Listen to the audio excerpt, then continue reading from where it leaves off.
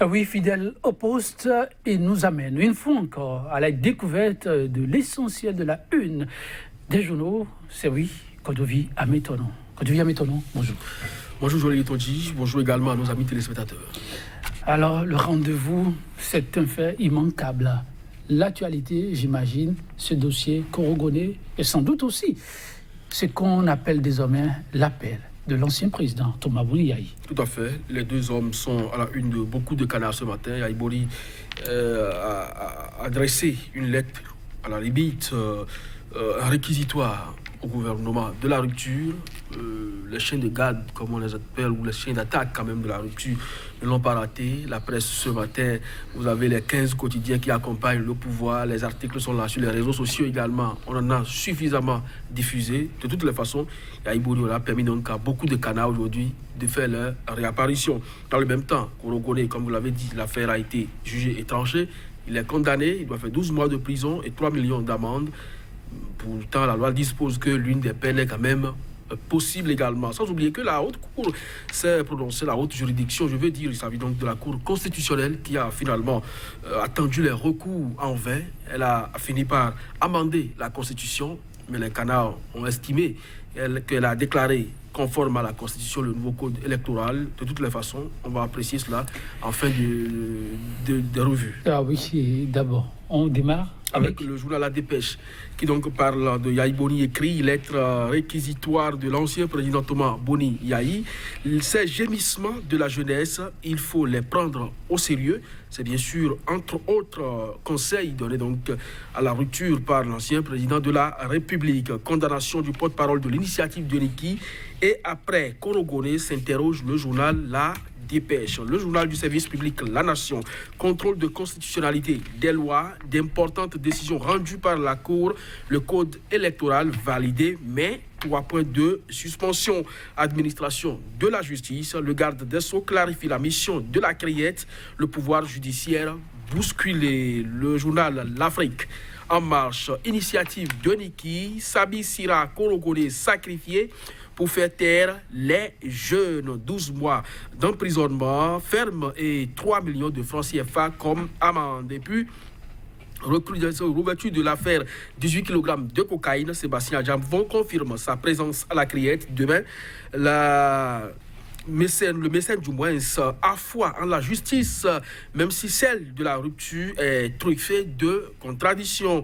Et puis, coup de répression des infractions économiques et du terrorisme, Ulrich Togbono devrait se saisir des dossiers de Bénin Contrôle PVI et autres d'ici René Avansou. Et puis pour constitutionnel, les sages déclarent le code électoral conforme à la Constitution. Le confrère de la matinée, face au malaise général, reflet de l'effet d'une arme de destruction massive, l'ancien chef de l'État, Boni Yayi, sort de son mutisme, lit sa lettre à la République. Intoxication alimentaire à Kouandé, 8 membres d'une même famille décédés. Le journal Le Pays émergent, coup de tonnerre hier à la cour d'appel de Cotonou. 1 an d'emprisonnement ferme retenu contre Sabi Sira Korogoné. Ses avocats contestent le verdict et décident de faire appel. Le roi de Niki menace la démocratie enterrée au Bénin sous la rupture. Le parti Restaurer l'espoir de candidat Zanaï dénonce et condamne avec véhémence l'arrestation et la détention de l'opposant politique. Boni Yayi demande à Talon de prendre au sérieux les gémissements de la jeunesse. Matin libre, constitution du bloc progressiste, le logo UN, l'unanimité, s'interroge le journal, code électoral. Les articles à polémique déclarés conformes à la Constitution, lit donc l'intégralité de la décision de la Cour dans les colonnes du journal. Et puis au sujet de sa correspondance à polémique à la criette, ce qu'en dit le garde des Sceaux, la convocation de Adjamvon abordée. Merci, Kodovi Ametonon. Nous allons démarrer cette fois-ci avec La Nation, contrôle de constitutionnalité de loi, d'importantes décisions rendues par la Cour, le code électoral validé, mais 3 points de suspension. Oui, mais j'ai aimé aujourd'hui. Vous savez, hier, on avait parlé donc de ce journal du service public qui, depuis quelques jours, fait l'écho donc d'une certaine propagande qui ne dit pas son nom.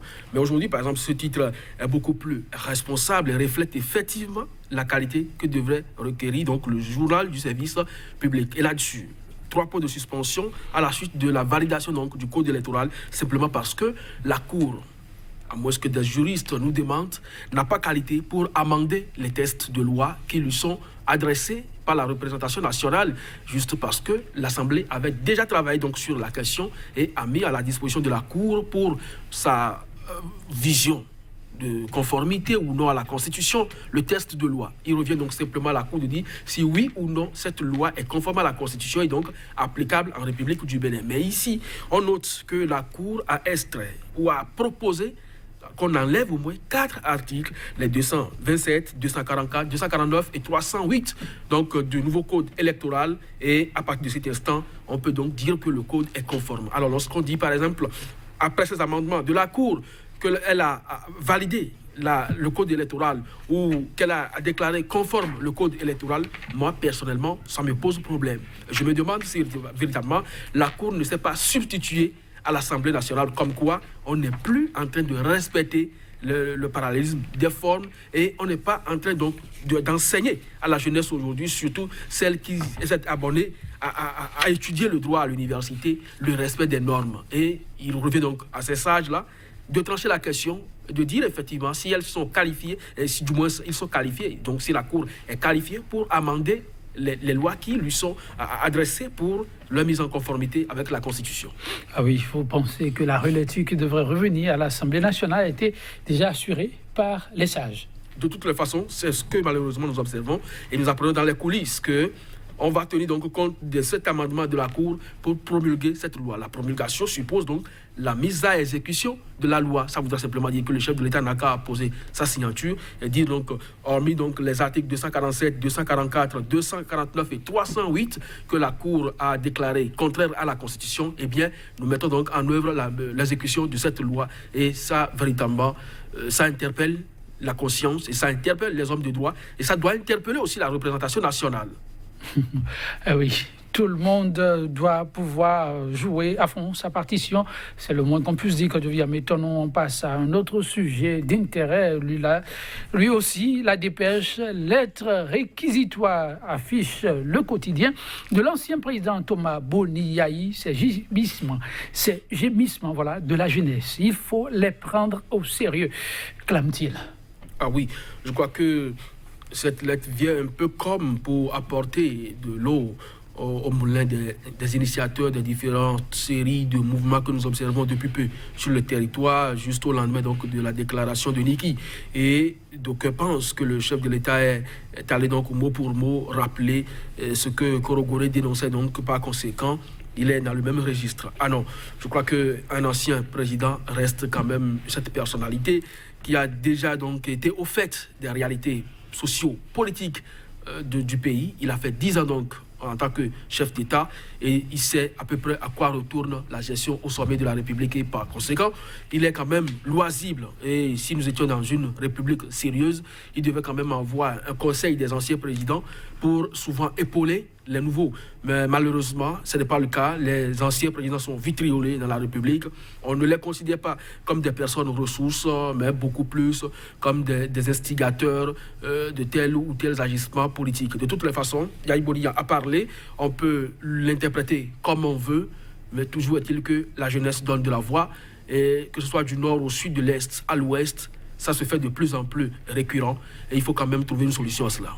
On parlait de jeunesse, un petit point là-dessus, car Sabi Sira Korogone, c'est l'Afrique en marche qui revient là-dessus avec ce titre. D'autres quotidiens en ont parlé bien évidemment. Sabi Sira Korogone, sacrifié pour faire taire les jeunes, 12 mois d'emprisonnement ferme et 3 millions d'amende. Oui, je crois qu'il y a le journal La Dépêche aussi qui a fait une très bonne interrogation en termes de titres et après Korogone. Ça voudra simplement dire que, comme je l'ai évoqué tout à l'heure, il y a eu, à la suite de Niki, il y a eu des initiatives de Ouida, d'Akpakpa, de Cotonou, d'Aboubé Calavi et consorts. Ça voudra simplement dire qu'on va procéder donc à la décapitation des porteurs de ces initiatives, simplement. pour pouvoir donc faire taire la jeunesse. Mais malheureusement, ce n'est pas la solution. Et un peu comme ce zapping qui circule sur les réseaux sociaux, où aujourd'hui, un président de la Cour constitutionnelle qui déclare 250 millions de francs CFA pour être président de la République conforme à la Constitution, disait il y a quelques années plus tôt que 100 millions de francs CFA, c'est trop. Alors, nous sommes dans une république où, quand ça vous arrange, eh bien, vous estimez que c'est beau. Mais malheureusement, Mathieu Kérékou l'a dit ici, vous avez taillé une constitution à ma personne. Aujourd'hui, elle s'est retournée contre vous. Je crois que c'est trop facile de se retrouver dans la peau de l'opposition, dans une démocratie. Cela voudra simplement dire que lorsque nous voulons poser des actes, qu'on les fasse de façon à ce que les autres ne se sentent pas brimés.